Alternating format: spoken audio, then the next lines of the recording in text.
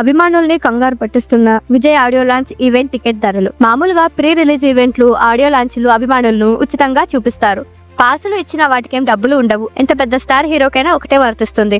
అంత ఖర్చు పెట్టి చేసిన వారణాసి వేడుకలో పాస్పోర్టులు కోర్నని పంచిపెట్టారు తప్పించి పైసా తీసుకోలేదు. కానీ విజయ్ జననాయకుడి టీం ఒక అడుగు ముందుకేసి సరికొత్త ఆదాయ వనరుని సృష్టిస్తుంది. వచ్చే నెల చివరి వారం మలేషియాలో జరగనున్న ఆడియో విడుదల ఈవెంట్ కు కనీ విని ఎరగని ఏర్పాట్లు చేస్తున్నారు. కోలీవుడ్ చరిత్రలో ఇప్పటిదాకా ఎవరూ నిర్వహించినంత గ్రాండ్ గా ఏళ్లపాటు చెప్పుకునేలా ప్లానింగ్ సాగుతుందట. అయితే అసలు విశేషం ఇది కాదు. ఈ వేడుకకు టికెట్ రేట్లు పెట్టారు. మొత్తం 3 లెవెల్స్ లో సాధారణ అభిమానుల కోసం విభజన చేస్తారట. లెవెల్ 1 లో మలేషియా కరెన్సీ 299 రింగిట్లు చెల్లించాల్సి ఉంటుంది. అంటే మన వాడుకలో సుమారు 6,450 రూపాయలు. లెవెల్ 2 కి 199 అంటే మన వాడుకలో 4,300 రూపాయలు. లెవెల్ 3 కి 99 అంటే మన వాడుకలో 2,135 రూపాయలు కట్టాలి. మొత్తం స్టేడియం కెపాసిటీ 85,000 నుంచి 1,00,000 మంది దాకా పడతారు. అందరూ టికెట్లు కొనేలా అయితే సుమారు 42 కోట్ల రూపాయలు వసూలవుతాయి.